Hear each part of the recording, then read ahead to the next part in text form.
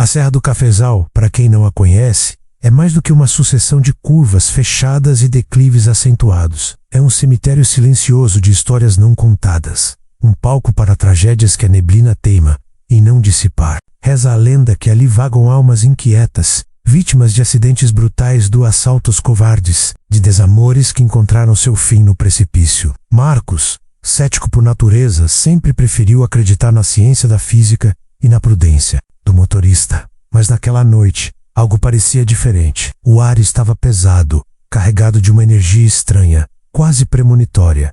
De repente, sem aviso, em meio ao borrão cinzento e ao eco ensurdecedor da chuva, contra o metal um vulto branco surgiu. Não foi gradual. Foi como um raio, uma aparição fantasmagórica materializada na linha exata do farol alto do caminhão. Marcos, com reflexos afiados como navalhas, de tanto desviar de surpresas noturnas, não pensou. Agiu. O pé esquerdo encontrou o freio com uma violência que fez o gigante guinchar, os pneus roncando em um protesto agudo contra o asfalto encharcado. O caminhão derrapou perigosamente, a carroceria inteira, chacoalhando em um balé desajeitado e mortal. Por um segundo interminável, a vida de Marcos pendurou por um fio, entre o controle e o abismo. Seu coração, antes um tambor cadenciado, de experiência, agora martelava no peito como um gavião preso. Seria um acidente, um animal desgarrado, uma árvore caída? Sua mente, treinada para a lógica da estrada, tentava encaixar a peça que faltava no quebra-cabeça do perigo. Quando o Scania finalmente estabilizou, a poucos centímetros do barranco, e a luz dos faróis se fixou no ponto onde o vulto aparecera, o que ele viu o paralisou. Não era um animal, não era um pedaço de pneu. Era uma jovem. Ela estava ali no meio do nada, sob a chuva implacável, pálida, encharcada até os ossos, os cabelos escuros grudados ao rosto miúdo, seus olhos, arregalados, eram dois poços negros de medo e desamparo, mas também de uma estranha urgência. A mão magra, quase translúcida sob a luz fria do farol, estava estendida em um gesto desesperado de carona. Marcos pisco, tentando convencer a si mesmo de que não estava sonhando, de que a exaustão não lhe estava pregando uma peça cruel. Quem, em sã consciência, pediria carona àquela hora, naquele lugar, em uma rodovia deserta, na serra mais perigosa do Brasil, em meio a uma tempestade que parecia não ter fim? A razão gritava perigo, o instinto de autopreservação urrava, fuga. Mas havia algo naqueles olhos, um apelo tão puro e desesperado, que perfurou a armadura de anos de ceticismo e desconfiança. Era um pedido mudo, um grito de socorro que ecoava na alma de Marcos, um homem que, apesar da casca dura da estrada, ainda guardava um resquício de compaixão. Seus dedos, quase que por vontade própria, encontraram o botão para destravar a porta do passageiro. O arrepio que percorreu sua espinha não era apenas do frio, era a sensação inconfundível de que, naquele momento, ele estava selando seu destino. A simples abertura daquela porta em uma noite chuvosa no meio do nada era mais do que um ato. Thibaut era o início de uma provação de fé que mudaria sua vida para sempre, arrastando-o para um mistério que desafiaria tudo o que ele acreditava. O zumbido do motor era o único som agora, enquanto a jovem, como um espectro, movia-se para dentro da cabine, trazendo consigo não apenas o cheiro de chuva e terra, mas um véu de segredos que mal começavam a se desenrolar. A jornada mais perigosa de Marcos não era a que estava à sua frente no asfalto molhado, mas a que se iniciava ali, ao lado de uma completa estranha. E com ela, o frio cortante da madrugada e um cheiro indistinto de terra molhada e algo mais. Algo que Marcos não conseguia identificar, mas que arrepiou os pelos da sua nuca. Não escorria apenas a água da chuva dela.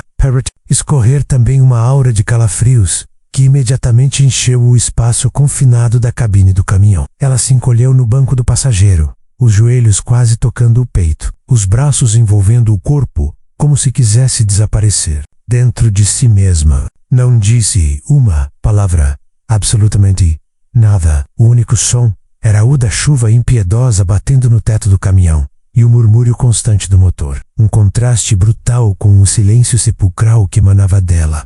Marcos, um homem que passava a maior parte da vida em solitude, conversando apenas com o rádio ou com seus próprios pensamentos, sentiu-se estranhamente desconfortável com a ausência de som vindo dela. Tentou quebrar o gelo, a voz soando um pouco mais rouca do que o normal.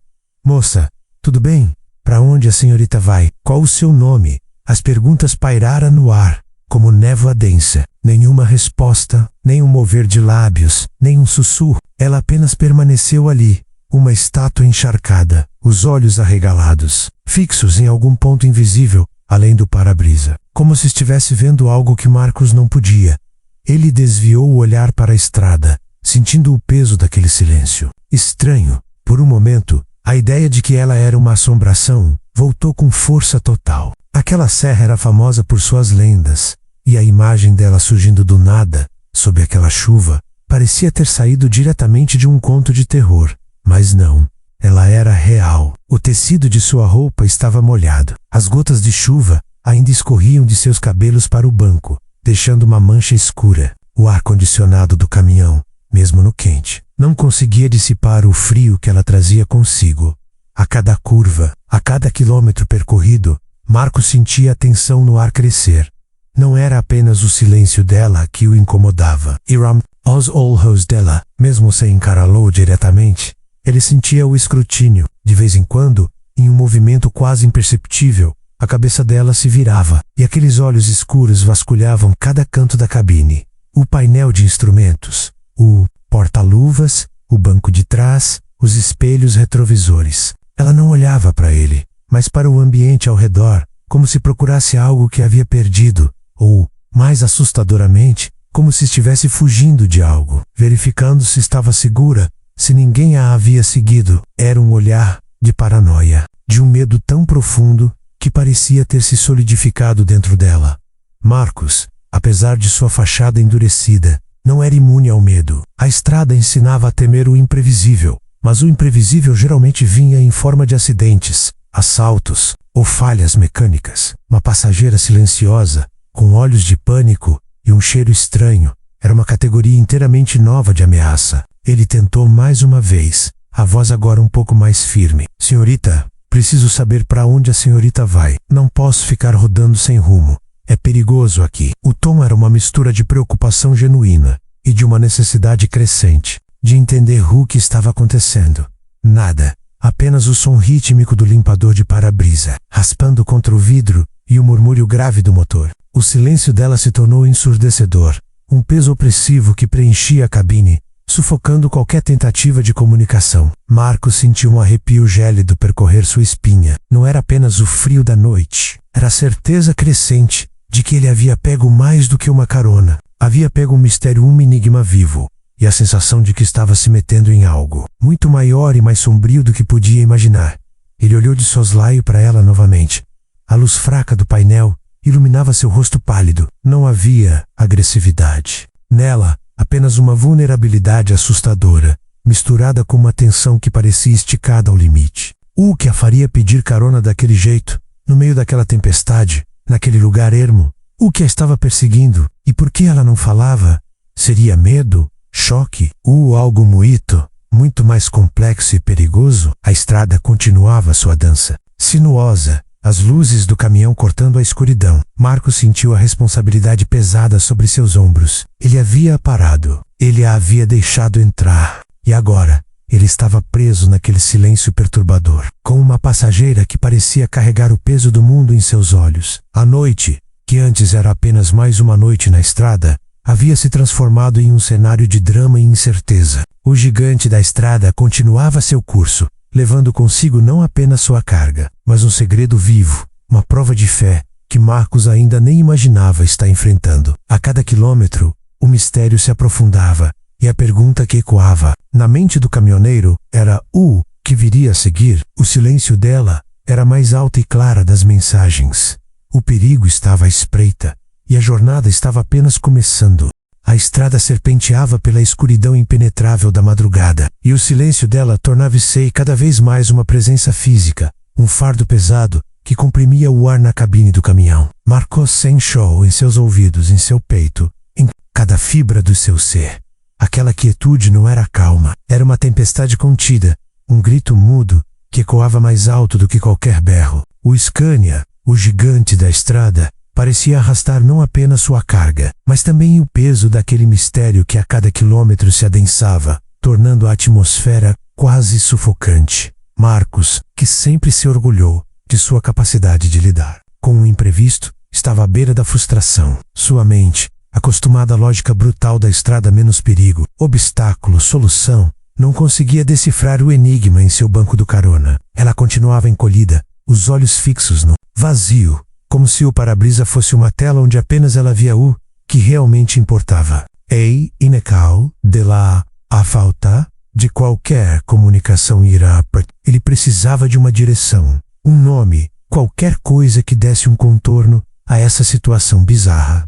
Moça, ele tentou de novo, a voz um pouco mais grave agora, com uma pitada de impaciência que ele lutava para conter. Olha, não posso ficar rodando sem rumo. É perigoso na estrada a essa hora, ainda mais nessas condições. Para onde a senhorita vai? Preciso saber para onde te levar. Ele tentou soar calmo, mas a tensão o estava consumindo. Cada metro parecia arrastar-lo para mais longe de sua rota habitual, para mais perto de um desconhecido que o deixava inquieto. Por um longo e excruciante minuto, houve apenas o som monótono da chuva e o motor. Marcos já estava quase desistindo, resignado a uma madrugada de silêncio e mistério, quando, de forma abrupta, ela se moveu. Não um movimento brusco, mas um levantar lento e doloroso da cabeça, como se cada fibra de seu corpo pesasse toneladas. Seus olhos, antes fixos no nada, finalmente encontraram os de Marcos no espelho retrovisor. Havia uma intensidade neles, uma mistura de medo profundo e uma determinação recém-descoberta.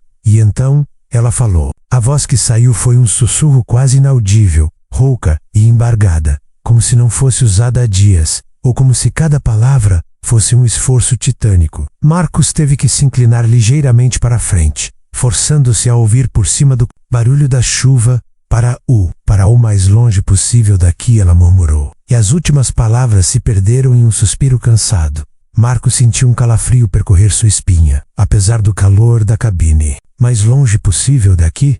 Aquilo não era uma resposta, era um abismo de perguntas. Mas de onde? Quem a senhorita é? Por que está fugindo? Ele disparou, as palavras saindo quase atropeladas pela urgência de entender.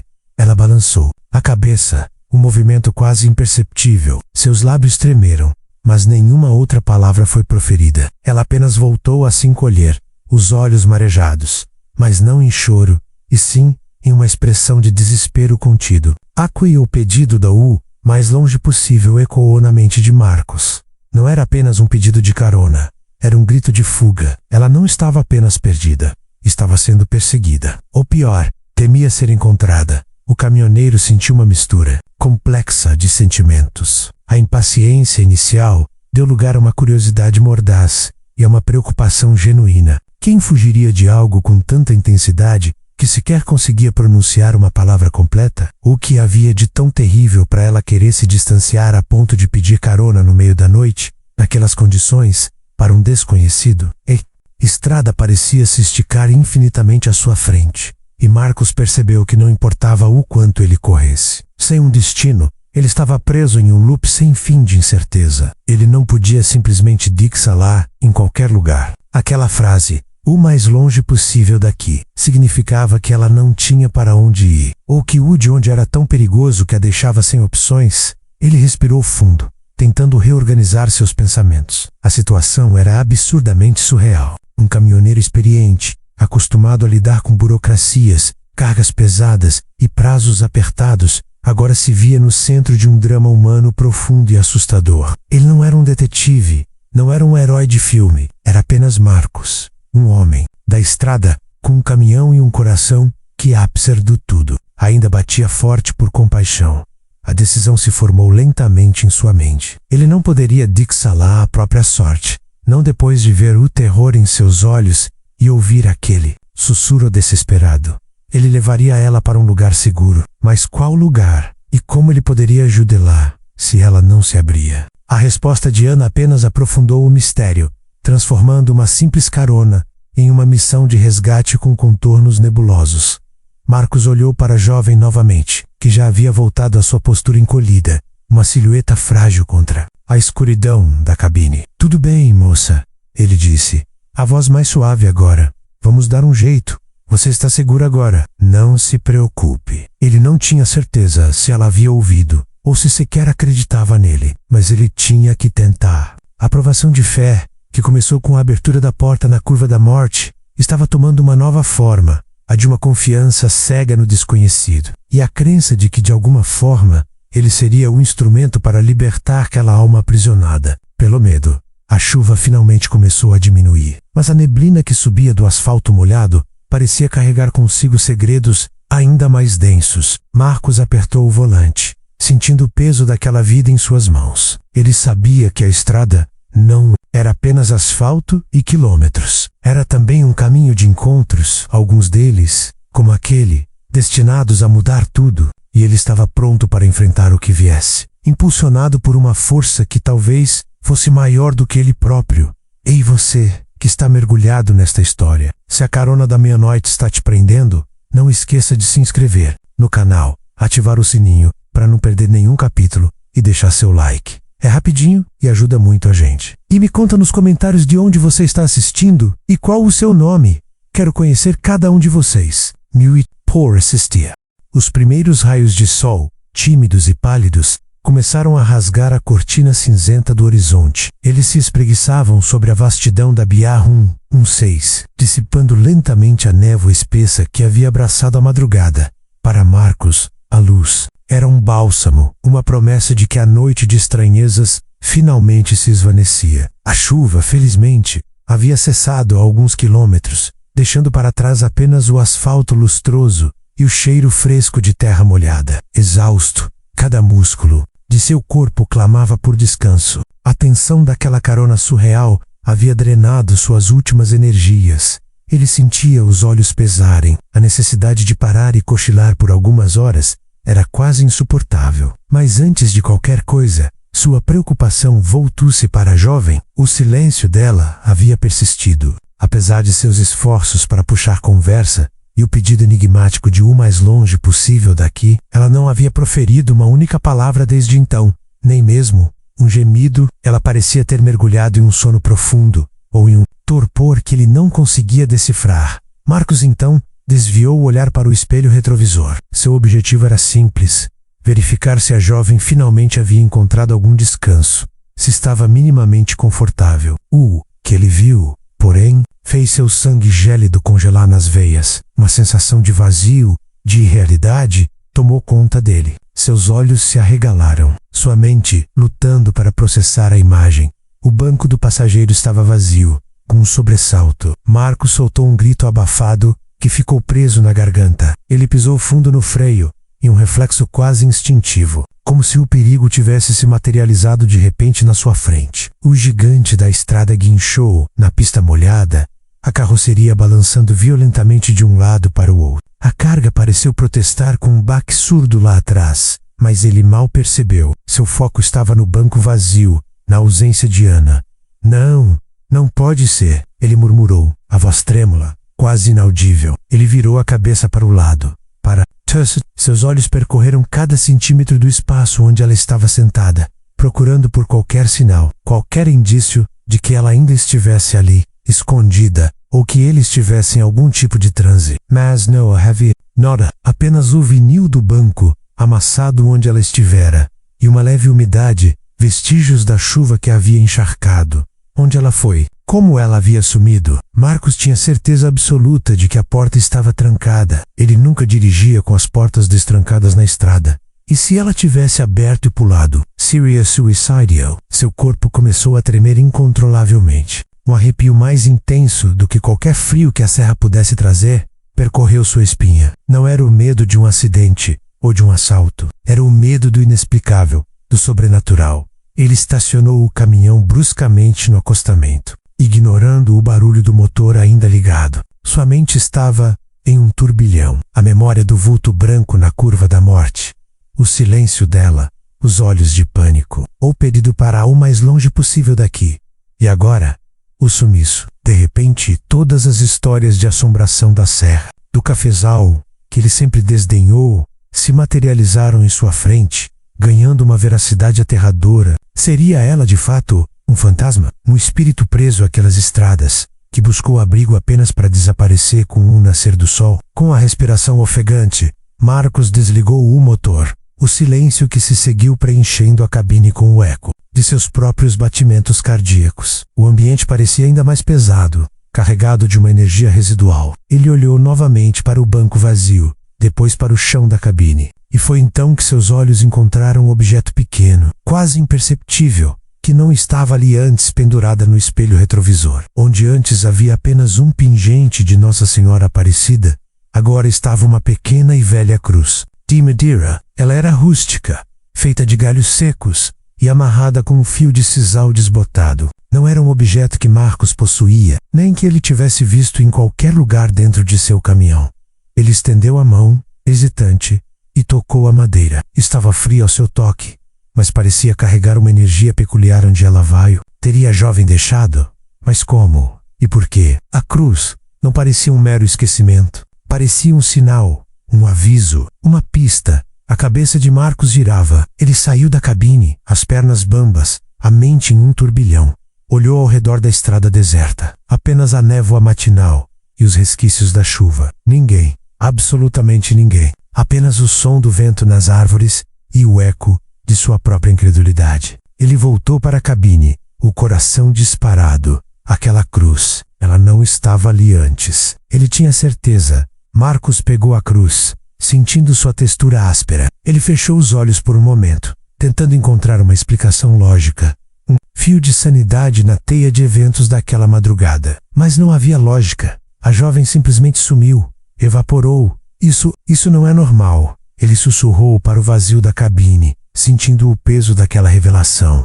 Qual é o momento? Com o banco vazio e a cruz misteriosa, não era apenas o fim de uma carona estranha. Era o início de uma nova fase da sua provação de fé. Ele não imaginava que a provação de sua fé estava apenas começando. Ele descobriria em breve. Era muito mais profunda e complexa do que ele poderia conceber. E aquela cruz, aquele pequeno objeto de madeira, seria a chave para desvendar um mistério que transcenderia o sobrenatural e o levaria a uma jornada que mudaria sua vida para sempre. O pesadelo no espelho era real, e Marcos estava apenas no limiar de sua compreensão.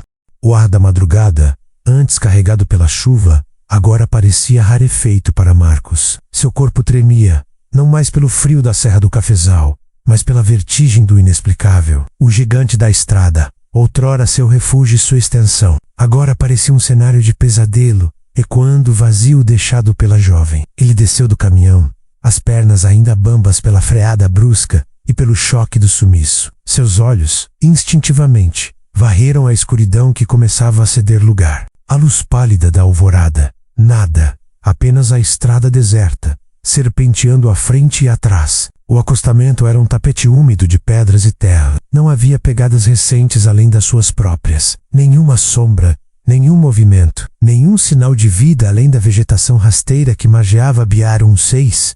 O vento, agora um sopro gelado, parecia sussurrar em seus ouvidos a palavra loucura. Seria ele mesmo louco? Teria imaginado tudo. A jovem, a carona, o silêncio, o pedido de o mais longe possível daqui. Tudo não passaria de um devaneio febril causado pela exaustão. Ele voltou para a cabine, a cabeça martelando, o coração ainda disparado. O olhar fixou-se novamente no espelho retrovisor, onde a pequena cruz de madeira rústica balançava suavemente, um pêndulo hipnótico do mistério. Marcos a pegou nas mãos novamente. Era real. A madeira era áspera, com as marcas do tempo, e o cheiro era de terra, e algo mais, algo antigo, como resina e fumaça. Ele a examinou mais de perto. Não era uma cruz comum, parecia feita de galhos secos, amarrados com um fio de sisal desbotado, mas com uma precisão quase artística.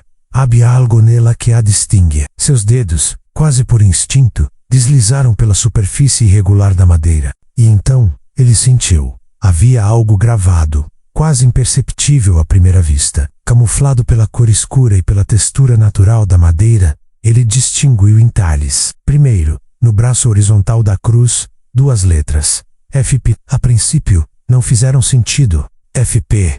O que significava? Nome, família, lugar. Marcos virou a cruz na mão, e então, no centro da intersecção dos galhos, havia um símbolo. Era uma pequena estrela de Davi, gravada com delicadeza, mas com uma clareza inconfundível. Marcos não era um estudioso de símbolos, mas reconhecia a estrela de Davi como um ícone antigo, geralmente associado à fé judaica. Mas o que aquilo tinha a ver com a jovem, a carona e o sumiço no meio da Serra do Cafezal? A mente de Marcos entrou em parafuso. A cruz não era um mero excurso, era uma mensagem, uma pista, um enigma. O Fiup, a estrela de Davi. Tudo parecia apontar para algo maior, algo que ele estava à beira de desvendar, mas que escapava à sua compreensão.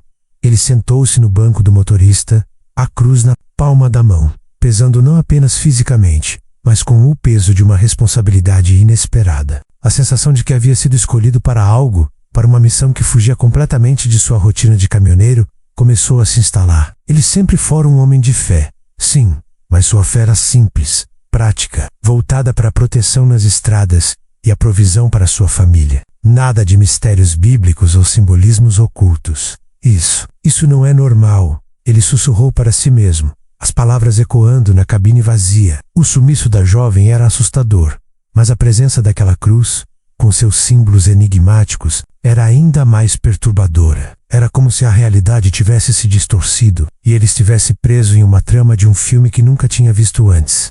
Ainda atordoado, Marcos ligou o motor do caminhão novamente. Ele não podia ficar parado ali no meio do nada, tentando decifrar o inexplicável. Precisava seguir em frente, mas não de qualquer maneira. Sua rota habitual parecia sem sentido agora. Ele sentia uma urgência, uma necessidade de entender. A cruz parecia um imã, puxando-o para uma direção desconhecida. Ele dirigiu por alguns quilômetros em silêncio, a cruz ainda em sua mão. O sol já estava mais alto, tingindo o céu de tons alaranjados. As montanhas verdes da Serra do Cafezal, antes sombrias e ameaçadoras, agora pareciam mais convidativas, mas a paz da paisagem não acalmava a tempestade em sua mente. Ele precisava de respostas, e sabia que não as encontraria na solidão da estrada.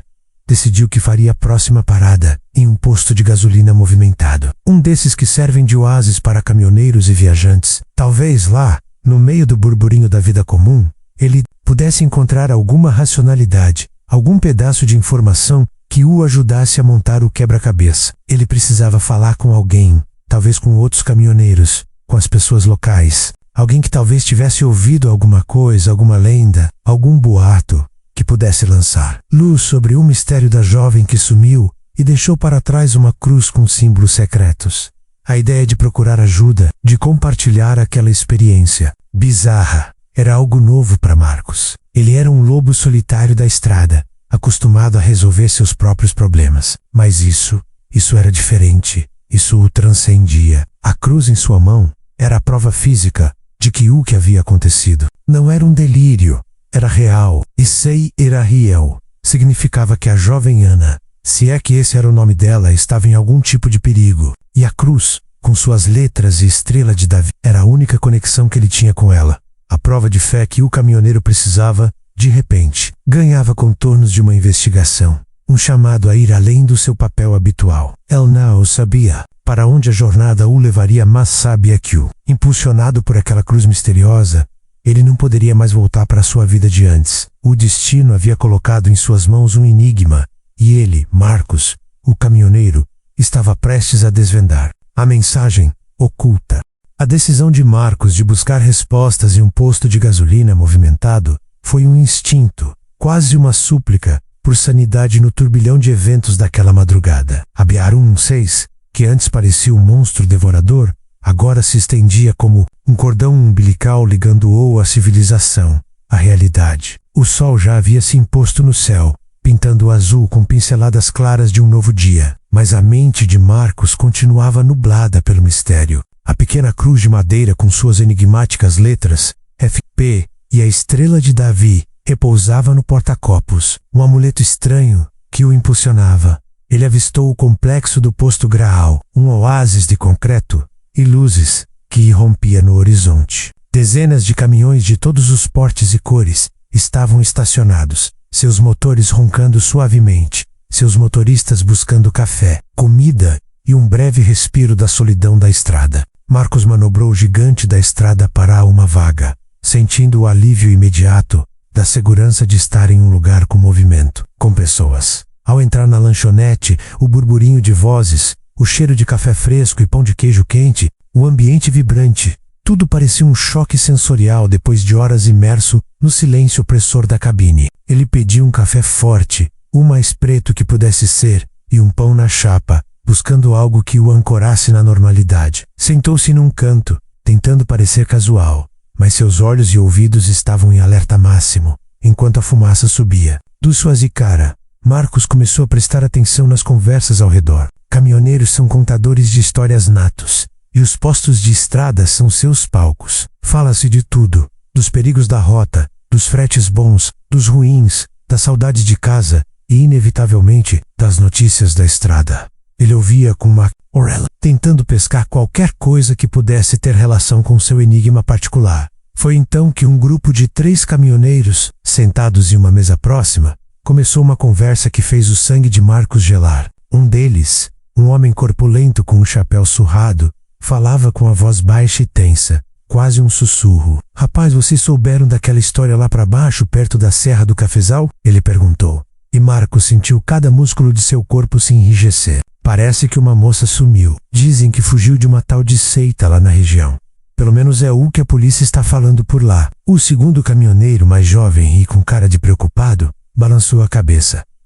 Ouvi um boato. TSMQ é uma seita perigosa, que vive isolada. E essa moça parece que a família dela tá desesperada. Dizem que ela é novinha. Tinha uns 20 e poucos anos, cabelos escuros, bem magrinha. A descrição atingiu Marcos como um raio.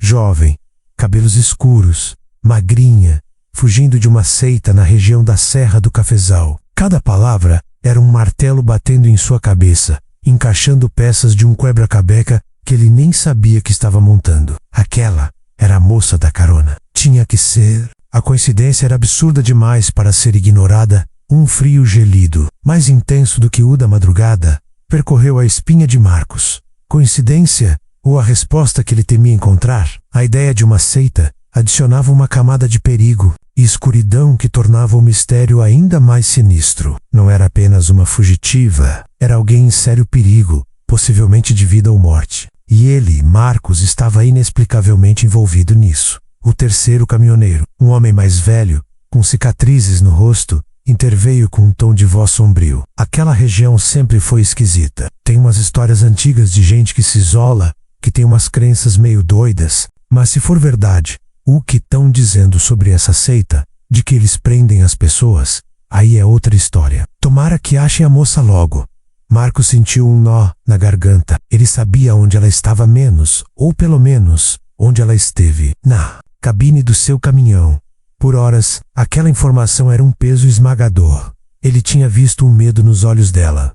O silêncio, o pedido desesperado para ir o mais longe possível. Tudo se encaixava agora, de uma maneira aterrorizante. A palavra ecoava em sua mente, carregada de conotações sombrias, fanatismo, controle, talvez até rituais macabros. Ele havia pegado carona com uma vítima, e ela havia sumido. Seria possível que a seita a tivesse encontrado, ou que ela tivesse fugido novamente, de dentro do seu próprio caminhão? Ele sentiu o desejo incontrolável de se levantar, de se aproximar da mesa e despejar tudo o que sabia. Mas a prudência, forjada em anos de estrada, o conteve. O que ele diria? Olha, eu dei carona para essa moça que sumiu, e ela desapareceu do meu caminhão sem deixar vestígios, só uma cruz com símbolos estranhos. Pareceria loucura, e poderia colocá-lo em perigo, ou pior, atrapalhar uma possível investigação a fei do Marcos. Simples e direta até então, começava a ser testada de formas que ele nunca imaginou. Ele sempre acreditou em ajudar o próximo, mas essa era uma provação, de um nível totalmente diferente. Não era apenas um pneu furado, ou uma pane no motor. Era uma vida, talvez, em jogo, e a cruz de madeira no porta-copos, que antes era apenas um objeto misterioso, agora parecia um chamado. Ele terminou seu café em silêncio, a xícara pesando em suas mãos. A conversa dos caminhoneiros havia fornecido a peça que faltava, mas também havia aberto uma caixa de Pandora. Ele não podia simplesmente ir embora e esquecer. A imagem dela, encolhida no banco, os olhos apavorados, estava gravada em sua mente, e a certeza de que a cruz que ela deixou para trás era mais do que um mero objeto. Era um elo, um pedido de ajuda que ele não poderia ignorar. Marcos se levantou, o corpo ainda cansado, mas a mente agora em um estado de alerta febril. Ele não sabia o que faria a seguir, mas uma coisa era certa: ele não seguiria sua rota habitual. A estrada não era mais sobre entregas e prazos. Era sobre uma busca pela verdade, pela jovem que sumiu, e talvez por uma compreensão mais profunda da sua própria fé. A provação, que começou com a carona da meia-noite, estava se tornando uma jornada perigosa para o coração de um mistério que desafiava a razão. A conversa no posto de gasolina havia sido um catalisador. Para Marcos, a névoa do mistério que envolvia a jovem e seu desaparecimento começou a se dissipar, revelando contornos mais sombrios e urgentes. A palavra seita ecoava em sua mente, carregada de um peso que ele jamais imaginou que pudesse afetar sua vida. A cruz de madeira, antes um objeto enigmático, agora era um mapa mudo, uma bússola apontando para uma verdade que ele precisava desenterrar. Ele terminou seu café, a xícara vazia em suas mãos, e se levantou. A decisão estava tomada. Não poderia simplesmente voltar para sua rota habitual, entregando cargas, ignorando o que havia presenciado. Sua fé, que sempre foi um pilar sólido em sua vida, estava sendo posta à prova de uma maneira que ele nunca concebera. Não era apenas uma questão de crença em algo superior, mas de ação, de responsabilidade. Marcos voltou para o caminhão, o ambiente da cabine parecendo diferente agora, não mais vazio, mas preenchido pela presença invisível de Ana e pelo peso da cruz. Ele ligou o motor, mas não engatou a marcha para seguir viagem. Em vez disso, pegou seu celular. A primeira coisa que fez foi pesquisar. Seita Serra do Cafezal, desaparecimento jovem Bihar 16. Seitas perigosas Brasil. Os resultados eram assustadores. Notícias antigas de grupos isolados. Relatos de lavagem cerebral, de pessoas que sumiram sem deixar vestígios. Nenhuma notícia recente sobre um caso específico que se encaixasse perfeitamente. Mas o padrão era perturbador. Ele precisava de informações mais concretas, mais diretas. E sabia que a estrada, com sua rede informal de comunicação, era o melhor lugar para começar. Marcos decidiu mudar sua rota. Em vez de seguir para o destino de sua carga, ele dirigiria para cidades menores e vilarejos que margeavam a Serra do Cafezal. Lugares onde as notícias viajam boca a boca, onde os segredos são guardados, mas também onde as verdades podem ser sussurradas em um balcão de bar ou em uma conversa de beira de estrada. Sua primeira parada foi em um pequeno vilarejo, a quilômetros do posto. O lugar parecia parado no tempo, com casas antigas e uma praça central com uma igreja modesta. Marcos estacionou o caminhão e desceu, sentindo o ar puro da manhã. Ele entrou em um armazém antigo, que servia também como padaria e ponto de encontro. O cheiro de café e pão fresco preencheu suas narinas. "Bom dia, seu Marcos", disse o dono do armazém, um senhor de cabelos brancos e olhos curiosos. "Caminhão grande para cidade pequena, hein? Que traz o amigo por aqui?" Marcos forçou um sorriso. "Bom dia. É que estou com um problema na carga e me disseram que aqui na região tem uns bons mecânicos. Mas aproveitando, o senhor que conhece bem por aqui, ouvi uns boatos sobre uma moça que sumiu perto da serra. Uma moça, jovem, morena." O semblante do velho mudou. Um brilho de preocupação surgiu em seus olhos. "Sim, meu filho. A história da Ana é uma tristeza. A família dela está desesperada. Dizem que ela fugiu de casa, mas não é bem assim. A verdade é que ela estava envolvida com uns estranhos que se instalaram lá para as bandas da serra, numas terras mais isoladas. Uns que se dizem iluminados, mas que só trazem desgraça." Marcos sentiu um arrepio.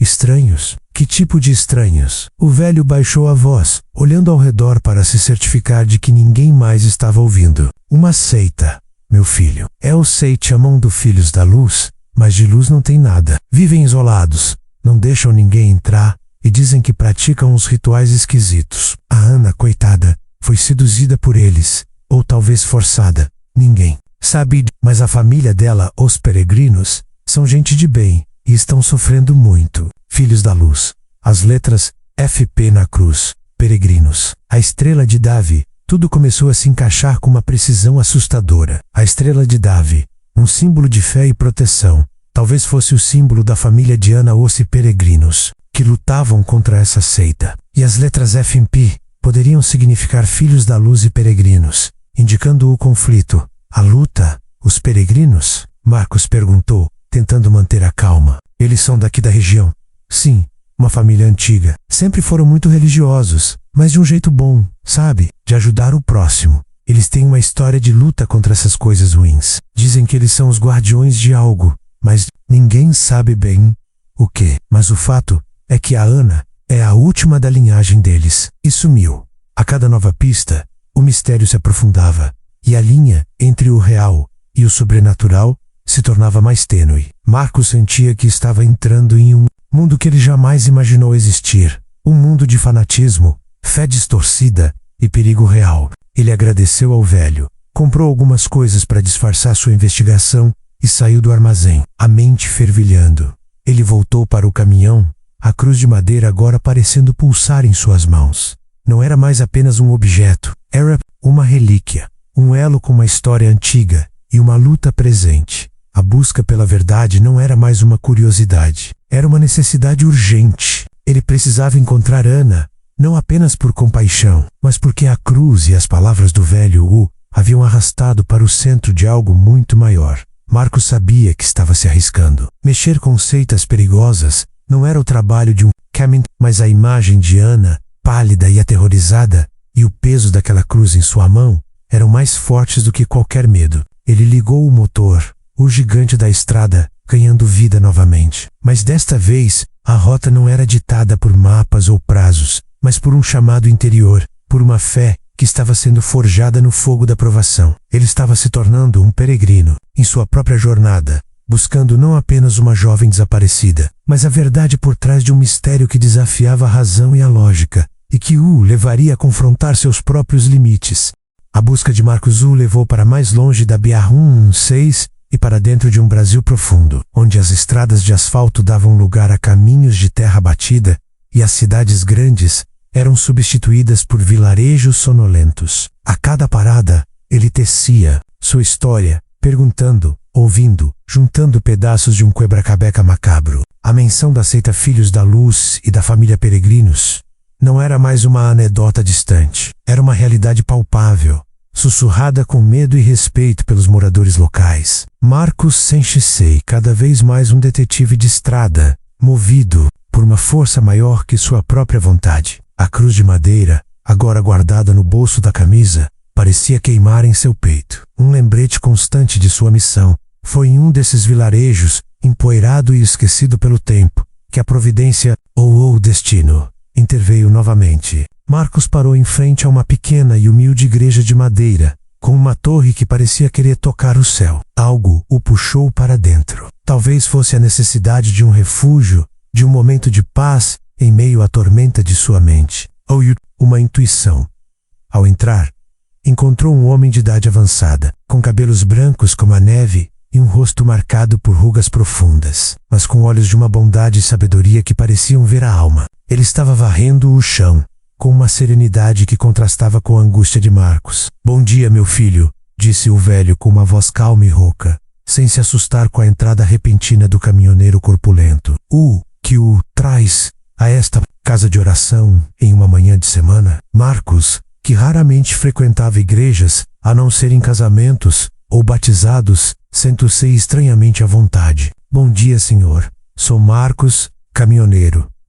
Estou em busca de algumas respostas e de ajuda." O velho pastor, pois Marcos logo percebeu que aquele era o líder daquela pequena congregação, parou de varrer e apoiou a vassoura na parede. "Respostas e ajuda, meu filho, são coisas que o Senhor provê. Sente-se. Conte-me o que perturba sua alma." Marcos hesitou por um momento. Como começar? Como explicar a carona da meia-noite, o sumiço da jovem, a cruz misteriosa? Mas algo na presença do pastor inspirava confiança. Ele tirou a cruz do bolso e a estendeu para o velho. "Senhor, tudo começou com isso", ele disse, a voz embargada. "Eu dei carona a uma moça na Serra do Cafezal, na semana passada, no meio da tempestade. Ela sumiu do meu caminhão, sem deixar rastro, e deixou essa cruz para trás. Depois, soube que ela pode ter fugido de uma seita chamada Filhos da Luz, e que a família dela se chamava Peregrinos." Os olhos bondosos do pastor, que antes demonstravam apenas serenidade, se arregalaram. A mão enrugada do velho tremeu levemente ao pegar a cruz. Ele a examinou com uma intensidade que gelou o sangue. de Marcos. Seus dedos percorreram as letras F em P, depois a estrela de Davi. O olhar do pastor tornou-se grave, quase doloroso. Essa moça, ele começou, a voz agora um sussurro carregado de emoção. Essa moça, ela é Ana Peregrina. E essa cruz, essa é uma relíquia antiga da família dela. Meu filho, você não sabe no que se meteu, mas saiba que foi a providência divina que a colocou em seu caminho. Marcos sentiu um frio na espinha.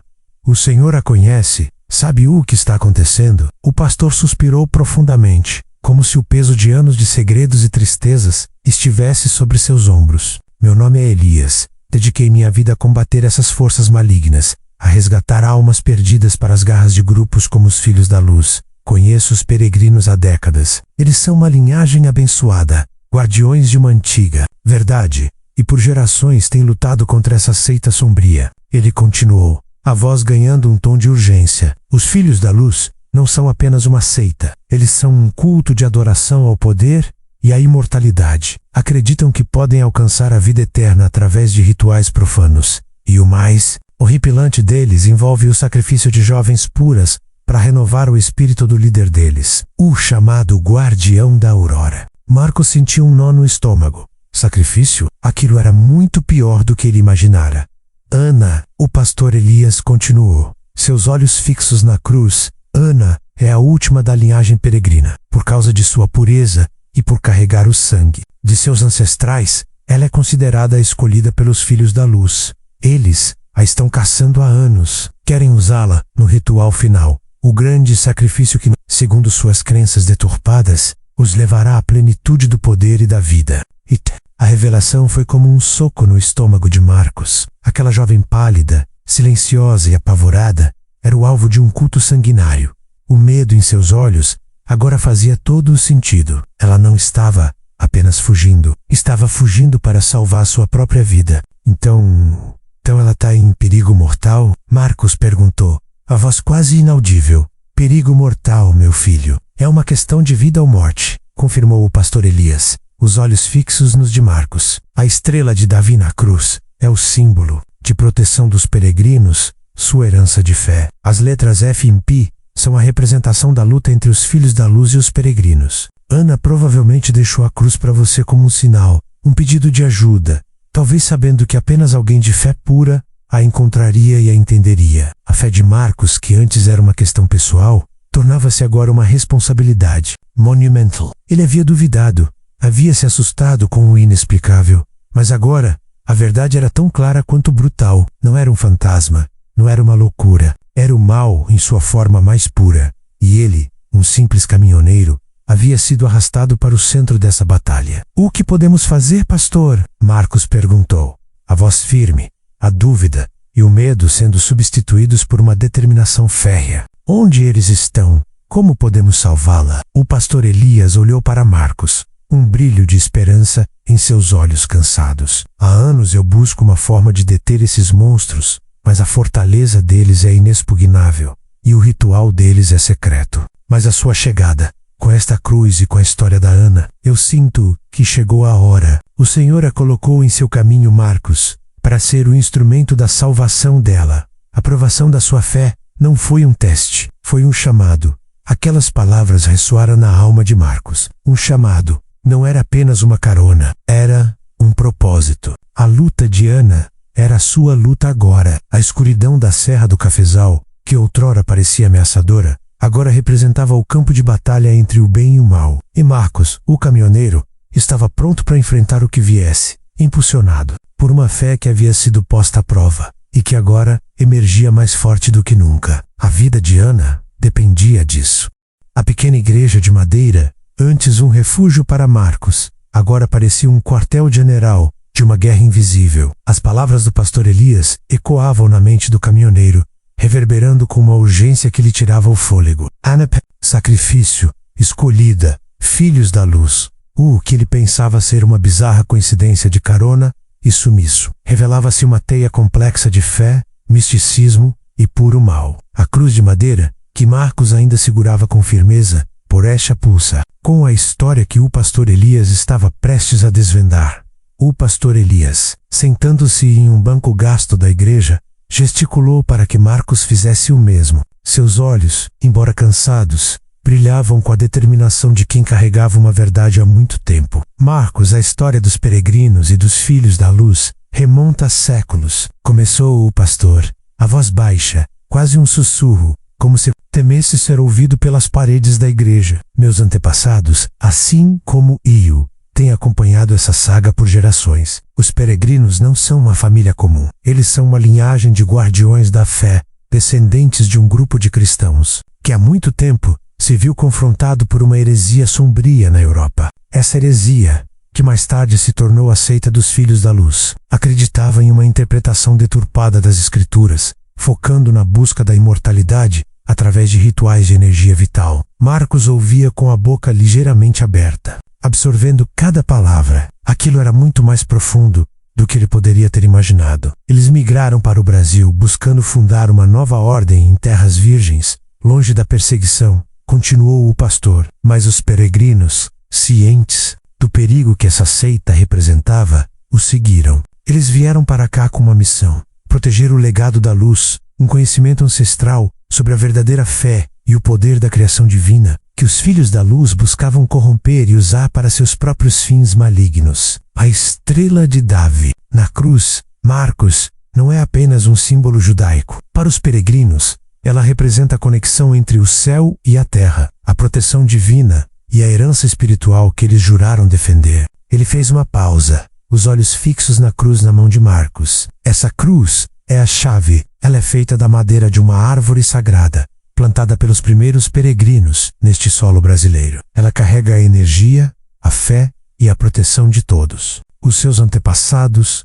e as letras FMP que você viu, elas não são apenas as iniciais dos nomes. São o símbolo da batalha eterna entre os filhos da luz e os peregrinos. Um conflito que se arrasta por gerações. O pastor Elias explicou que os filhos da luz, ao longo dos séculos, se isolaram na Serra do Cafezal, vivendo em comunidades fechadas, praticando seus rituais em segredo. Eles acreditavam que, para alcançar o clímax de seu poder e a verdadeira imortalidade, precisavam de um sacrifício de essência, a vida de um ser de pura luz. E a última descendente da família peregrina, Ana, era vista como a encarnação dessa luz. Ana é a última da linhagem peregrina, disse o pastor Elias, a voz carregada de tristeza. Ela é escolhida na profecia deles, por causa de sua pureza, por carregar o sangue e o legado de seus ancestrais. Eles a rastrearam por anos. Ela vivia escondida com sua família, mas os filhos da luz são implacáveis.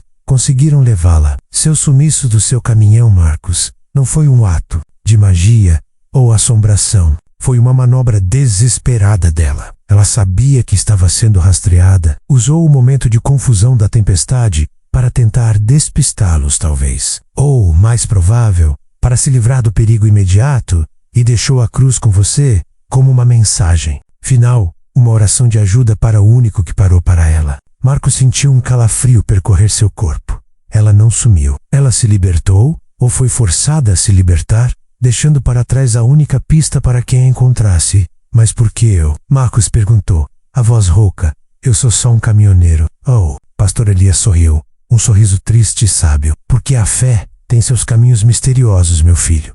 Você parou. Voca e ajudou, você não a ignorou como tantos outros fariam. E você encontrou a cruz. Ana, com sua sensibilidade e sua herança, provavelmente sentiu a pureza em seu coração, a sua fé genuína, mesmo que você a considerasse simples. Você foi o instrumento escolhido pela providência divina. Ele se inclinou para Marcos, os olhos penetrantes. Os filhos da luz acreditam que o sacrifício de Ana será o ápice de seu poder, o momento em que seu líder, o guardião da aurora, alcançará a imortalidade. Eles precisam do corpo dela, mas principalmente da alma dela, da essência de luz.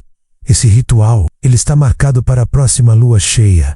Marcos sentiu um nó na garganta. Quando é a próxima lua cheia? O pastor Elias olhou para fora da igreja, para o céu ainda claro da manhã. É esta noite, meu filho, em poucas horas. É por isso que Ana estava tão desesperada, e por isso a cruz foi deixada para você. Ela sabia que o tempo estava se esgotando. E revelação caiu sobre Marcos como uma avalanche. A urgência da situação era avassaladora. Em poucas horas, Uma vida inocente seria sacrificada, e ele era o único, ou um dos poucos, que sabia. A fé do Marcos, que já havia sido testada na serra e no posto, agora enfrentava seu maior desafio. Não era mais apenas sobre uma carona estranha ou um mistério. Era sobre uma corrida contra o tempo, contra o mal. O pastor Elias se levantou. Sua figura imponente mesmo na velhice. Marcos, você é o último elo na corrente de esperança de Ana. A cruz é a sua guia. Você a encontrará. Eu a ajudarei com tudo o que posso, com meu conhecimento e minhas orações. Mas a ação, meu filho, essa será sua. A provação da sua fé está para se manifestar em sua plenitude. Você está pronto? Marcos apertou a cruz em sua mão, sentindo o pulsar da madeira contra sua pele. Ele não sabia se estava pronto, mas sabia que não tinha escolha. A vida de Ana dependia dele, e sua própria fé, sua própria alma, seriam forjadas na batalha que estava por vir. A estrada o havia levado a muito mais do que ele esperava, a um propósito divino. O sol escalava o céu, e cada minuto que passava parecia uma contagem regressiva para um destino inevitável e terrível. As palavras do pastor Elias martelavam na mente de Marcos como um alarme ensurdecedor.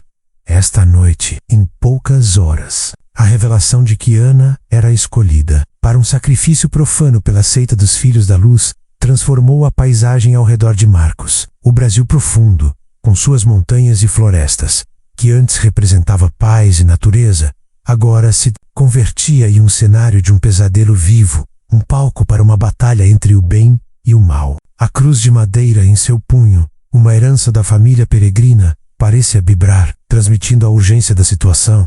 Marcos sentiu um frio na barriga, que nada tinha a ver com o clima. A provação de sua fé, que começou com um ato simples, de bondade, havia escalado para proporções épicas. Ele, um caminhoneiro acostumado a lidar com mercadorias e prazos, agora era o elo final na corrente de esperança de uma vida inocente. O peso da responsabilidade era esmagador. Podia ele, um homem comum, enfrentar uma seita fanática, resgatar uma jovem e ainda preservar sua própria vida e alma?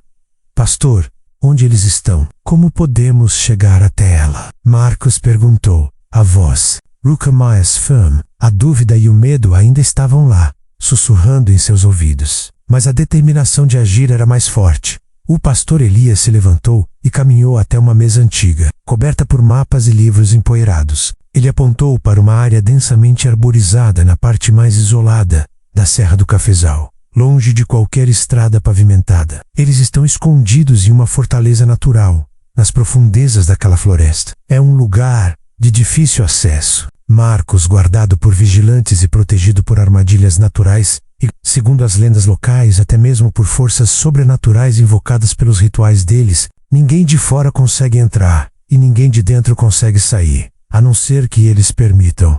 Mas como eles levaram a Ana? Perguntou Marcos, sua mente trabalhando rápido. Eles a perseguiram por meses. Com certeza tiveram um plano. Possuem informantes e sabem como usar a fraqueza humana. A tempestade na noite em que você a encontrou pode ter sido o disfarce perfeito para um rapto final. Ou talvez ela tenha tentado fugir e foi recapturada depois de deixar a cruz com você. De qualquer forma, eles a têm agora. O pastor Elias suspirou, a tristeza evidente em seu rosto. Por anos, tentei reunir informações, mas o medo é grande nessas comunidades. Poucos se atrevem a falar sobre os Filhos da Luz. Eles precisam dela para o ritual da lua cheia, certo? Ou o sacrifício do Essência, Marcos recapitulou, sentindo a urgência apertar seu peito.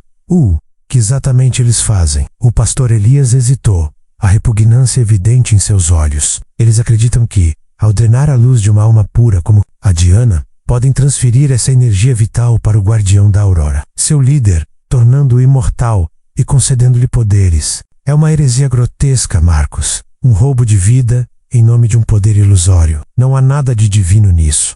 Apenas escuridão e desespero. A repugnância de Marcos misturava-se com uma raiva crescente. O pensamento de Ana, tão frágil e aterrorizada em seu caminhão, agora à mercê daquela gente, era insuportável. Precisamos agir rápido. Se o ritual é esta noite, não temos tempo a perder. Eu sei o caminho mais seguro para chegar perto da fortaleza deles. Marcos, não é uma estrada, mas uma trilha antiga, conhecida apenas por alguns. Meus ancestrais a usaram. É perigosa, mas discreta. Eu a guiarei até lá, mas o que acontecerá depois? Meu filho, o confronto será seu, disse o pastor, seus olhos, fixos nos de Marcos, uma mistura de esperança e resignação. A fé do Marcos, embora fortalecida, era de um homem prático acostumado ao concreto. O conceito do essência, luz e rituais profanos era assustadoramente abstrato para ele. No entanto, o rosto pálido de Ana e o peso da cruz de madeira eram reais. Ele não precisava entender completamente o misticismo por trás do terror. Precisava apenas agir para salvar uma vida. Eu vou com o Senhor. Preciso salvá-la, Marcos declarou, sua voz cheia de uma determinação que surpreendeu até a si mesmo. O pastor Elias assentiu, um vislumbre de alívio em seu rosto. O Senhor o guiará, Marcos. Sua fé é a chave. Não é apenas uma batalha física que você enfrentará, mas uma luta espiritual. Eles tentarão quebrar seu espírito, sua esperança. Você deve se manter firme na sua fé. Marcos sentiu um calafrio. Ele não era um guerreiro, era um homem da estrada. Mas naquele momento, a vida de Ana dependia de ele se tornar um. A estrada o havia levado a muito mais do que ele esperava. A um propósito divino, a uma provação de fé que estava prestes a atingir seu clímax. A decisão estava em suas mãos. Ele poderia, de fato, salvar essa jovem que mal conhecia de um destino tão cruel? A resposta não estava em livros ou em teorias, mas na coragem que ele precisaria encontrar dentro de si. A cada minuto que passava, o sacrifício de Ana se aproximava e a escuridão da Serra do Cafezal aguardava seu próximo ato. A tarde cedia lugar a um crepúsculo inquietante. O céu, antes pintado em tons vibrantes de azul e laranja, escurecia rapidamente, como se o próprio firmamento pressentisse o horror que estava para se desenrolar. Guiados apenas pela bússola da fé e pelo conhecimento ancestral do pastor Elias, Marcos e o velho seguiam por uma trilha quase invisível, incrustada nas profundezas da Serra do Cafezal. O gigante da estrada ficou para trás, na última clareira minimamente acessível. Um gigante adormecido, esperando o retorno de seu dono, em uma missão que ele jamais imaginou empreender. A trilha era traiçoeira, íngreme e escorregadia por causa da chuva da madrugada. Galhos secos arranhavam suas roupas, e o silêncio da floresta era quebrado apenas pelo farfalhar das folhas sob seus pés e o bater acelerado de seus corações. O pastor Elias, apesar da idade, movia-se com uma agilidade surpreendente, seus olhos experientes lendo os sinais da mata como um livro aberto. Marcos, com sua estatura e força de caminhoneiro, abria caminho, a cruz de madeira firmemente apertada em seu punho.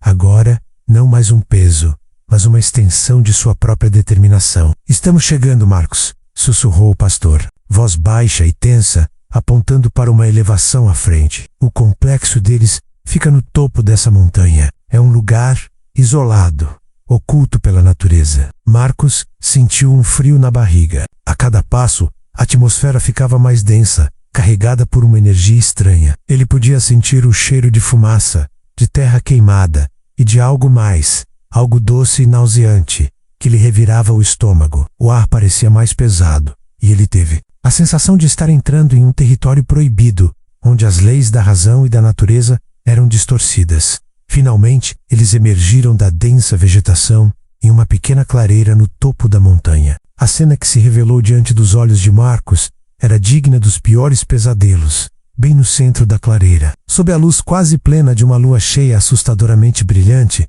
havia uma estrutura rudimentar, parecida com um altar, feita de pedras rústicas. E lá, amarrada a uma estaca, estava Ana. Seus cabelos escuros estavam desalinhados, seu rosto pálido e marcado pelo medo, mas seus olhos, embora marejados, ainda mantinham uma centelha de desafio. Ela usava um vestido branco simples, que parecia ainda mais pálido sob a luz lunar, um contraste cruel com o ritual sombrio que a aguardava ao redor do altar. Dispostas em um semicírculo ameaçador, estavam figuras encapuzadas. Eram homens e mulheres, todos vestidos com longos mantos escuros, seus rostos ocultos pela sombra dos capuzes. Cantavam em um tom monótono, quase hipnótico, palavras em uma língua que Marcos não compreendia, mas que soavam aterradoras. Centro do círculo, à frente do altar, estava um homem imponente, com um capuz ainda mais elaborado, que Marcos supôs ser o guardião da aurora, o líder da seita. Ele segurava uma adaga cerimonial, cujo brilho metálico refletia a luz da lua, prometendo um destino cruel.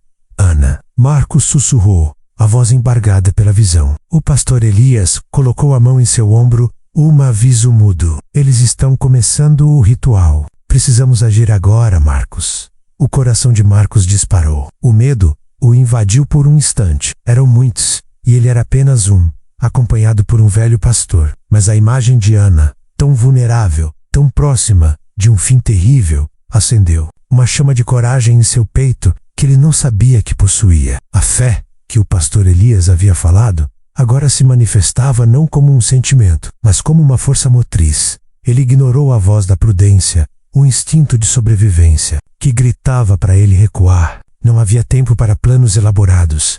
Era agora ou nunca. Com um grito que parecia vir das profundezas de sua alma, um grito de raiva e desespero, Marcos irrompeu da mata. Ana, ele bradou, sua voz ecoando pela montanha, quebrando a melodia monótona do canto ritualístico. Parem agora. O efeito foi imediato. O canto cessou, abruptamente. As figuras encapuzadas viraram-se em sua direção. Os capuzes ocultando seus rostos, mas a hostilidade em seus movimentos era palpável. Ana, ao ouvir seu nome, ergueu a cabeça e seus olhos encontraram os de Marcos. Um vislumbre de esperança, tão tênue quanto a luz da lua, surgiu em seu olhar, antes preenchido apenas pelo terror.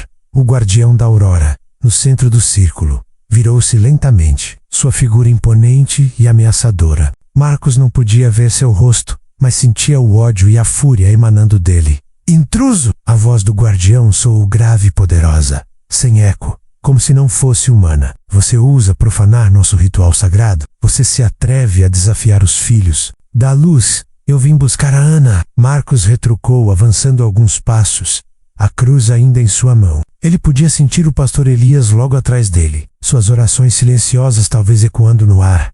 Os membros da seita, furiosos com a interrupção, começaram a se mover. Não eram mais apenas figuras estáticas, eram seres cheios de intenção maligna. Alguns sacaram facas, outros se prepararam para um confronto físico. O guardião da aurora levantou a adaga cerimonial, apontando-a para Marcos. Você não passará, rosnou o guardião. Esta alma é nossa. Ela pertence à luz. Vulca não pode impedir o destino. Marcos sabia que estava em menor número e em desvantagem. Não havia armas, apenas sua força bruta e a fé que o impulsionava. Mas não havia como recuar. A vida de Ana dependia dele. A batalha não era apenas física. Era uma luta pela alma, uma guerra entre a escuridão e a pouca luz que ele carregava. O confronto na montanha havia começado, e Marcos, o caminhoneiro, estava prestes a enfrentar seu maior desafio. A provação de sua fé estava prestes a se manifestar em sua plenitude. E o destino de Ana, e talvez o dele próprio, seria decidido. Sob a luz gélida daquela lua cheia, o grito de Marcos reverberou pela clareira na montanha, quebrando a melodia sinistra dos cânticos e a quietude opressiva do ritual. O ar tornou-se denso com a fúria e o medo. As figuras encapuzadas, que até então pareciam estáticas em sua devoção sombria, tornaram-se um redemoinho de sombras ameaçadoras, avançando em sua direção. Marcos sabia que estava em desvantagem numérica, e suas mãos estavam vazias, exceto pela pequena cruz de madeira que ele segurava com a força de um náufrago em um mar revolto. Protejam o ritual, eliminem o intruso, bradou a voz cavernosa do guardião da aurora, ecoando pela clareira. Ele não se moveu do altar, mas sua presença dominava o ambiente. Um epicentro de maldade.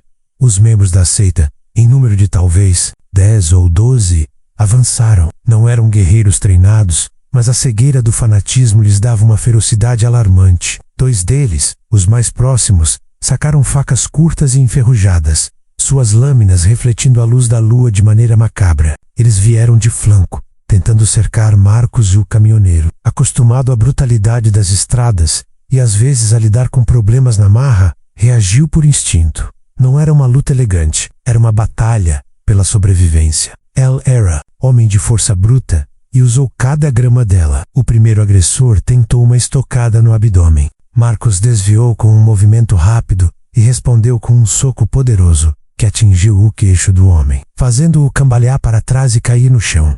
O segundo agressor veio por trás. Marcos sentiu um arrepio gélido. Ele girou, usando o próprio corpo como escudo, e a faca do homem rasgou sua camisa no ombro, mas não o atingiu profundamente. Com um grunhido, Marcos agarrou o pulso do agressor com uma das mãos, apertando-o com a força de um torno. O homem soltou um gemido de dor enquanto a faca caía no chão. Marcos o empurrou violentamente, jogando-o contra uma árvore próxima. O pastor Elias, que havia se mantido um pouco mais afastado, não estava inativo. Com a voz embargada, ele começou a recitar orações, em latim ou em alguma língua antiga que Marcos não entendia. As palavras do pastor pareciam ter um efeito estranho. Os membros da seita que se aproximavam de Marcos pareciam hesitar por um instante, como se a voz do velho criasse uma barreira invisível de proteção. Você não nos deterá, sibilou uma mulher encapuzada, avançando com outros dois. A luz de nosso mestre é mais forte que sua ignorância. Marcos sente raiva borbulhar em seu peito. Não era apenas uma luta física, era uma batalha pela alma de Ana, uma luta entre a escuridão daquela seita e a pouca luz de esperança que ele e o pastor Elias representavam.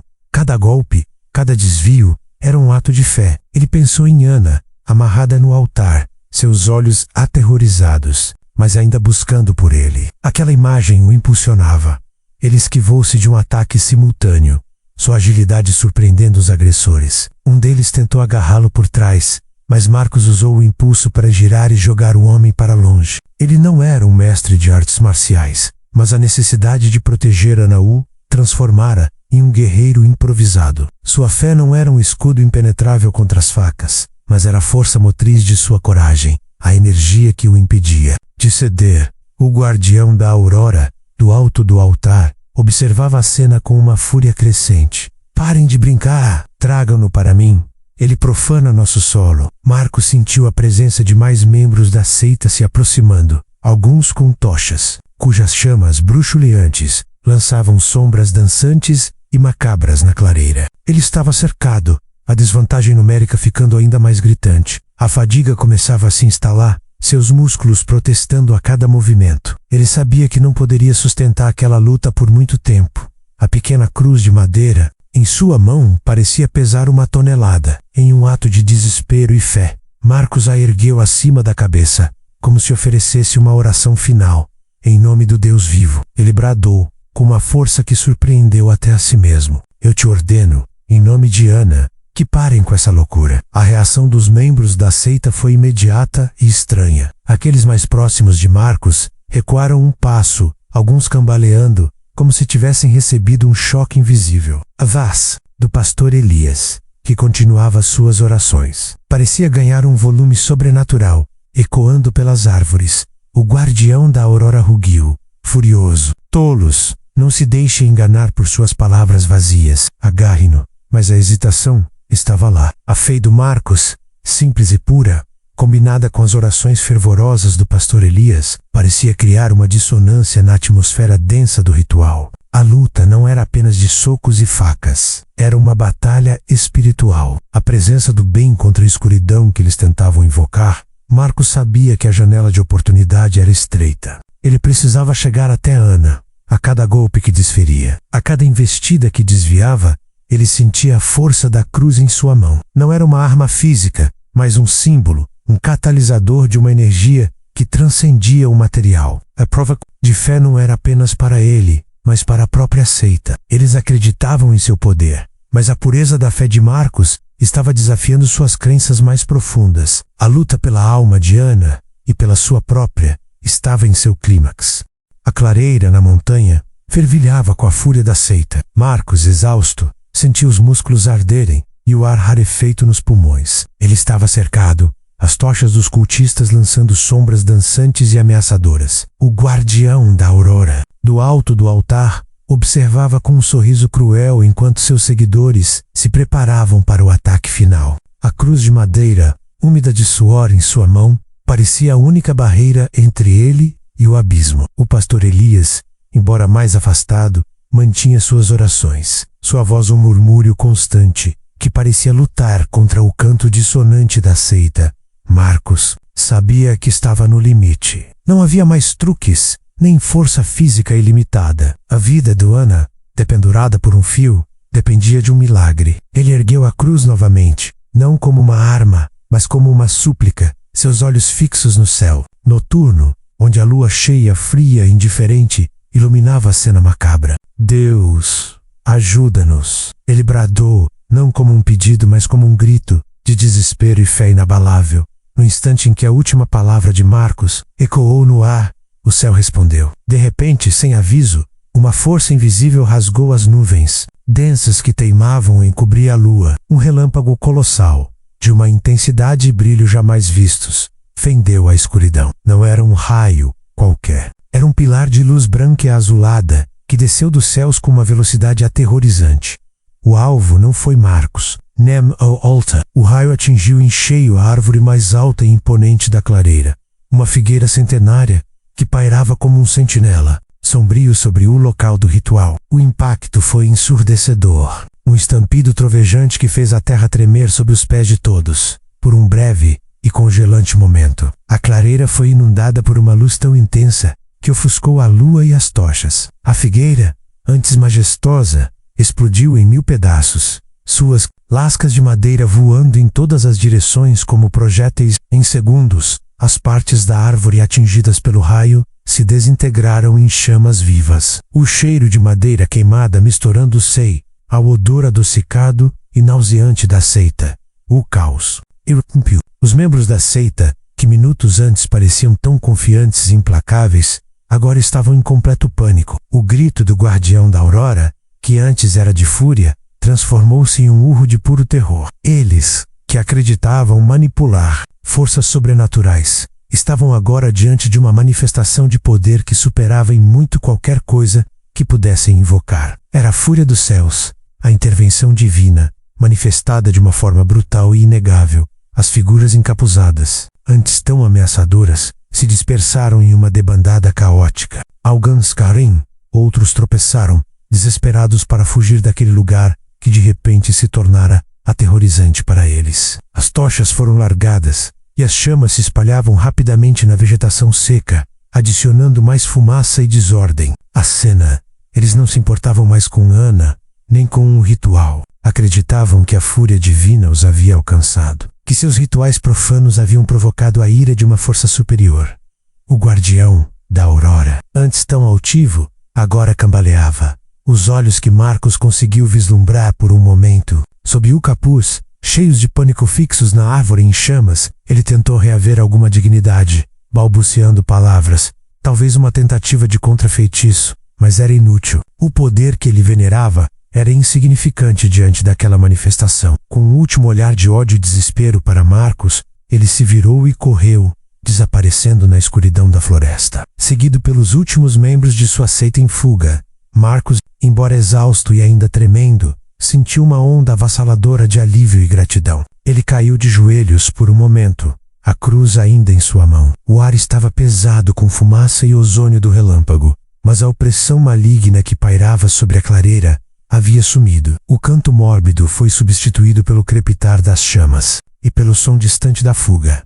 O pastor Elias, ofegante mas com um sorriso que iluminou seu rosto enrugado, aproximou-se de Marcos.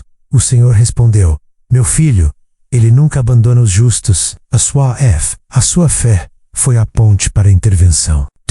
Marcos olhou para o pastor, depois para a árvore ainda em chamas, um símbolo ardente de uma vitória inesperada. A provação de sua fé não foi apenas um teste de sua coragem, mas uma demonstração do poder divino. Ele, um caminhoneiro simples, havia sido canal para uma força que transcendia a compreensão humana.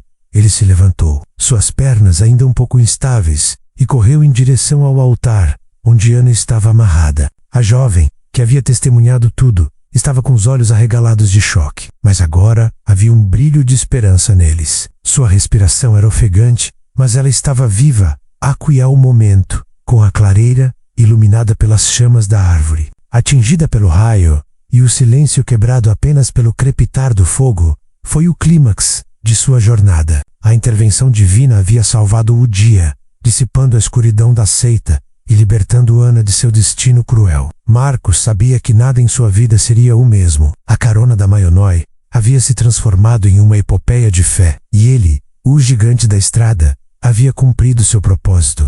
O cheiro de fumaça e ozônio ainda pairava no ar da clareira, e as brasas da figueira atingida pelo raio bruxulhavam, projetando sombras dançantes sobre a cena. Mas o terror, a opressão maligna que minutos antes sufocava o local, havia-se dissipado, substituída por um silêncio quase sagrado, quebrado apenas pelo crepitar do fogo. Marcos, ofegante e com os músculos doloridos, correu em direção a Ana, que ainda estava amarrada ao altar. Ana, você está bem? Ele perguntou, sua voz rouca, de exaustão e emoção. As mãos de Marcos tremiam enquanto ele desatava as cordas que prendiam os pulsos e tornozelos da jovem. A madeira áspera roçou em sua pele. Ele sentiu o pulsar da vida dela sob seus dedos. Ana estava pálida, os olhos arregalados, mas um brilho de alívio e gratidão irrompeu em seu olhar. Assim que as últimas amarras foram soltas, ela desabou, não de fraqueza, mas de um alívio tão profundo que a fez desabar nos braços de Marcos. Ela o abraçou com uma força inesperada, as lágrimas finalmente jorrando, molhando o ombro de sua camisa já rasgada. Não eram lágrimas de tristeza, mas de uma libertação que parecia impossível. Marcos, Marcos, ela conseguiu balbuciar, entre os soluços, o nome dele soando como um milagre em seus lábios. Eu não sei como te agradecer. Eu pensei que era o meu fim. O pastor Elias se aproximou, o rosto molhado por suas próprias lágrimas, mas com um sorriso de triunfo. O Senhor é bom, minha filha. Ele enviou o seu anjo. A sua fé e a fé de Marcos foram as armas que o inimigo não pôde suportar. Marcos assegurou por um momento, sentindo o alívio esmagador de Taylor em seus braços. Viva e salva. Ele então a afastou gentilmente, olhando em seus olhos, ansioso por respostas. Ana, o que aconteceu? Como você sumiu do caminhão? E o que essa cruz significa? Eu não entendo. Ana secou as lágrimas com as costas da mão, a voz ainda embargada, mas mais clara agora que o terror parecia ter recuado. Eu preciso explicar tudo, Marcos. Desde o começo, você arriscou sua vida por mim. Você merece saber. Ela começou a narrar, e a história que se seguiu era de tirar o fôlego, preenchendo as lacunas do mistério. Eu fugi, Marcos, mas não de casa. Eu fugi deles, dos filhos da luz. Eles me rastreavam há meses. Minha família, os peregrinos, nós sabíamos que eu era o alvo, a escolhida para o ritual deles. Tentamos me esconder, mas eles são implacáveis. Noite, a tempestade, foi o caos perfeito. Eu estava me escondendo nas margens da rodovia, exausta, desesperada. Eu vi seu caminhão se aproximar e senti algo em você, uma aura de bondade, de pureza. Era um risco enorme, eu sei, mas meu instinto me disse para confiar. Quando você parou, eu sabia que era minha única chance. Ela fez uma pausa, respirando fundo. Quando entrei no caminhão, o medo me paralisou. Eu não conseguia falar. Eu sabia que eles estavam perto me procurando, e eu não podia arriscar que você se envolvesse mais do que o necessário. Mas eu também precisava deixar um sinal, uma pista, para quem me encontrasse e tivesse a coragem de me ajudar. Ana a mão e tocou a cruz de madeira que Marcos ainda segurava. Essa cruz é uma relíquia dos peregrinos. É feita da madeira da primeira árvore sagrada que meus ancestrais plantaram no Brasil. Ela carrega a proteção da nossa linhagem, a fé que nos guia e nos defende dos filhos da luz.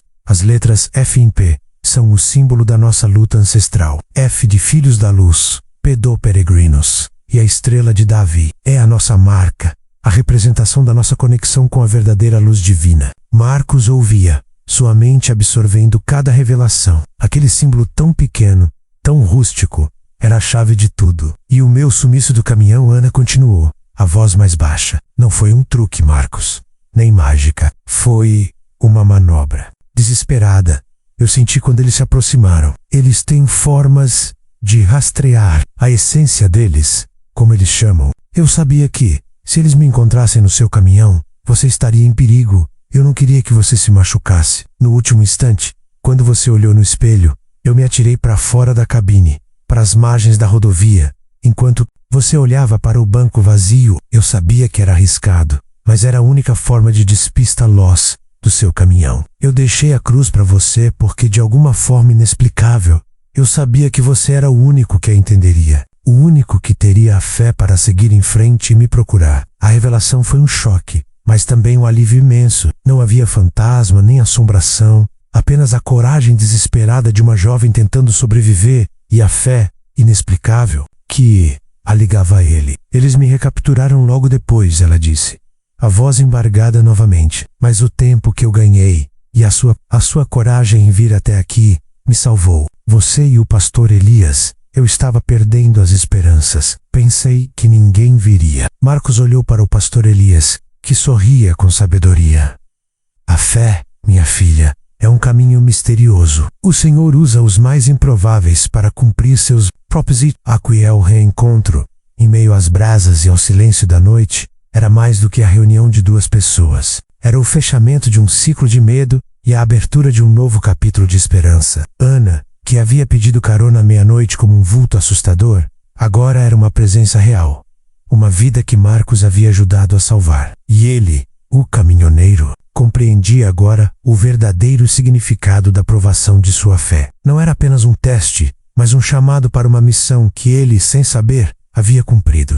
Com Ana segura e o perigo iminente afastado, a madrugada começou a ceder lugar ao novo dia, trazendo consigo um senso de paz e alívio que Marcos não sentia há dias. As brasas da figueira queimada ainda fumegavam na clareira, um lembrete silencioso da batalha travada e da intervenção divina que selou a vitória. O pastor Elias, com a sabedoria e a calma que lhe eram peculiares, conduziu Ana e Marcos de volta pela trilha íngreme, longe do local do ritual sombrio.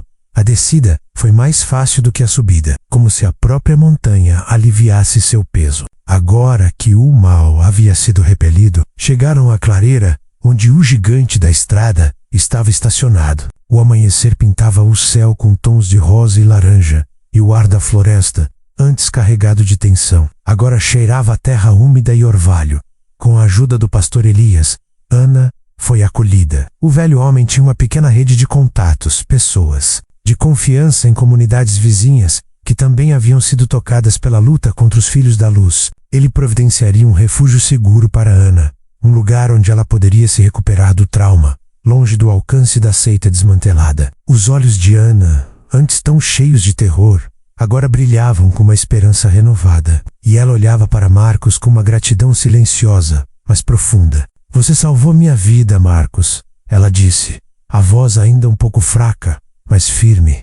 Eu nunca vou esquecer o que você fez. Marcos sentiu um calor no peito. Eu apenas fiz o que era certo, Ana.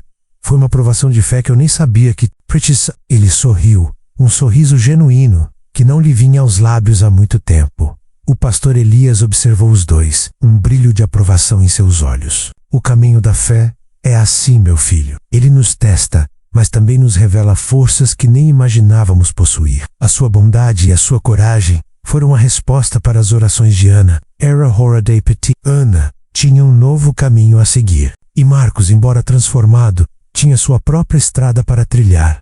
Eles se despediram com um abraço. No aperto dela, Marcos sentiu a fragilidade e a força da jovem que havia entrado em sua vida de forma tão inesperada. Cuide-se, Ana. Que Deus abençoe, disse Marcos. E você também, Marcos. Obrigada por tudo, ela respondeu. E o sorriso em seu rosto era a maior recompensa que ele poderia ter. Marcos observou Ana e o pastor Elias se afastarem, suas figuras diminuindo à medida que se embrenhavam na trilha que os levaria à segurança. Quando eles desapareceram da vista, o caminhoneiro sentiu uma mistura de alívio e uma estranha melancolia. A aventura havia terminado, mas as marcas dela permaneceriam para sempre. Ele subiu na cabine do gigante da estrada, o cheiro de diesel e borracha agora misturado com o leve aroma de terra e um resquício de fumaça. Ao olhar para o espelho retrovisor, viu a pequena cruz de madeira que Ana havia deixado para ele. Ela ainda estava ali, pendurada ao lado do pingente de Nossa Senhora Aparecida. Um amuleto, um símbolo, um testemunho silencioso de uma noite inesquecível. Marcos ligou o motor. O ronco familiar do caminhão encheu o ar, um som de normalidade que contrastava com os eventos sobrenaturais que acabara de vivenciar. Ele engatou a marcha. Não era a mesma estrada de antes. Não era o mesmo caminhoneiro. Cada quilômetro percorrido agora era um lembrete vívido de sua provação de fé. As curvas da Serra do Cafezal, que antes eram apenas um desafio geográfico, agora carregavam o peso de uma memória. O vulto na chuva, o silêncio assustador, o banco vazio, o pânico a cruz misteriosa e, finalmente, a revelação e o confronto. Sua percepção do mundo havia mudado. As notícias que ouvia nos rádios dos postos, as conversas com outros caminhoneiros, tudo parecia ter uma nova profundidade. Ele via o mundo com outros olhos, mais atento aos sinais, mais consciente das forças invisíveis que atuavam na vida das pessoas. Sua fé, antes simples e privada, havia se tornado robusta, prática, provada no fogo. Ele não era mais apenas um homem que dirigia um caminhão. Era alguém que havia sido tocado pelo divino, um instrumento de um propósito maior. Ele pensou. Na seita dos filhos da luz, dispersa, mas talvez não erradicada. Sabia que o mal sempre encontrava uma forma de se manifestar, mas também sabia que o bem, a fé e a coragem podiam combatê-lo. A carona da Maianoia não foi apenas um encontro fortuito, foi um chamado, uma prova de que a fé, mesmo nas horas mais escuras, pode mover montanhas e salvar vidas. Marcos havia testemunhado isso em primeira mão. O gigante da estrada continuou seu caminho, atravessando cidades e paisagens, levando sua carga para o destino, mas também levando consigo uma nova perspectiva. Marcos, o caminhoneiro, estava em uma nova estrada, não apenas de asfalto, mas do propósito. Ele havia encontrado sua verdadeira vocação, não a de um herói, de capa e espada, mas a de um homem de fé, que não hesitou em ajudar quando a vida de uma alma inocente estava em jogo. Sua jornada havia apenas começado, e cada milha percorrida seria um testemunho do legado da carona da meia-noite. As semanas se transformaram em meses, e o ritmo implacável da estrada voltou a dominar a rotina de Marcos. O rugido do motor, o asfalto que se estendia sob os pneus do gigante da estrada, as entregas e os prazos, tudo parecia retornar a uma normalidade aparente. Mas nada era realmente o mesmo. Para Marcos, cada quilômetro percorrido agora carregava o peso de uma memória, o eco de uma noite que desafiou tudo o que ele acreditava. A cruz de madeira que Ana lhe deixara permanecia, pendurada no espelho retrovisor de seu caminhão, um pequeno objeto rústico que, para ele, era agora um amuleto sagrado. Ela balançava suavemente a cada curva, a cada solabanco, um testemunho silencioso da provação de fé que havia mudado sua vida. Ao lado dela, o pingente de Nossa Senhora Aparecida, antes um símbolo solitário de sua crença simples, agora compartilhava o espaço com um novo ícone, um lembrete constante de que o divino se manifesta das formas mais inesperadas. Marcos nunca mais viu Ana, após Dexalá com o pastor Elias. Ele soube, através de uma breve e discreta mensagem do próprio pastor, que ela estava segura, recuperando-se e construindo uma nova vida, longe das sombras da seita. Essa notícia era o suficiente. Aquele encontro não era sobre criar laços, mas sobre cumprir um propósito. E ele o havia cumprido. A história da carona da meia-noite começou a se espalhar, do boca em boca, pelos postos de gasolina e paradas de caminhoneiros por onde Marcos passava. Não era Marcos quem contava a história ativamente, era algo que os outros pareciam sentir, ou ouvir de alguma fonte misteriosa. Começava com um boato aqui, um sussurro ali. Você ouviu falar do Marcos do Scania grandão? Dizem que ele pegou uma carona com um fantasma na Serra do Cafezal e salvou uma vida. A princípio ele ouvia com um certo constrangimento, mas com o tempo, a lenda cresceu. As versões variavam, algumas mais fantasiosas que outras, mas o cerne permanecia o mesmo. Um caminhoneiro comum, que em meio à escuridão e ao perigo, demonstrou uma fé extraordinária e salvou uma jovem de um destino terrível. Ele não era mais apenas Marcos. Ele era o gigante da estrada, não apenas por causa de seu caminhão imponente, mas por causa do tamanho de sua coragem e de sua alma. Outros caminhoneiros, mais velhos e experientes, que conheciam as lendas da Serra do Cafezal, olhavam para ele com um respeito recém-descoberto. Perguntavam sobre a cruz, sobre os detalhes da história, e Marcos, com o tempo, começou a compartilhar, escolhendo as palavras com cuidado. Ele falava da fé, da importância de não ignorar um pedido de ajuda, mesmo quando parecia loucura. Sua perspectiva sobre a vida na estrada também mudou drasticamente. Ele via os perigos de outra forma, não apenas como obstáculos físicos, mas como testes disfarçados. Via as pessoas de outra forma, mais atento aos sinais de sofrimento, mais propenso a estender a mão. As longas horas na cabine não eram mais solitárias, eram momentos de reflexão, de gratidão. Ele se sentia parte de algo maior, um elo, uma corrente invisível de bondade e intervenção divina. A vida de caminhoneiro, com toda a sua dureza e solidão, agora tinha um novo significado para Marcos. Ele não era apenas um transportador de mercadorias, ele era um guardião, um testemunho vivo de que mesmo nas rodovias mais perigosas do Brasil, a fé verdadeira sempre encontra seu caminho e pode operar milagres. Ele havia compreendido que sua fé não era para ser guardada em um canto, mas para ser vívida, testada e compartilhada. A seita dos filhos da luz, embora dispersa naquela noite fatídica, não foi completamente erradicada. O pastor Elias, através de suas raras comunicações com Marcos, informou que eles haviam recuado para as sombras, mas que sua influência ainda existia em outros cantos. No entanto, o impacto daquele confronto na montanha, a manifestação divina que os dispersou, havia abalado suas crenças e diminuído seu poder na região. Ana estava segura, e isso era o mais importante. Marcos continuou sua jornada pelas estradas do Brasil. Às vezes, em dias de chuva forte, na escuridão da noite, ele olhava para o banco do passageiro. Por um instante imaginava ver o vulto de Ana ali, silenciosa, mas agora com um sorriso nos lábios. Era um lembrete de que a linha entre o real e o inexplicável era tênue, e que a vida, mesmo na monotonia da estrada, guardava segredos e propósitos que só a fé poderia revelar. O legado do gigante não era sobre dinheiro ou fama, era sobre a transformação de um homem comum em um farol de esperança, em um exemplo de que a bondade e a fé podem de fato prevalecer sobre a escuridão. Marcos, o caminhoneiro, não era mais o mesmo. Ele havia sido testado e sua fé havia sido forjada no fogo. E nas estradas infinitas do Brasil, a história da carona da Meia-Noite continuaria a ser contada, inspirando aqueles que a ouvissem a olhar além do visível e a acreditar no poder do invisível.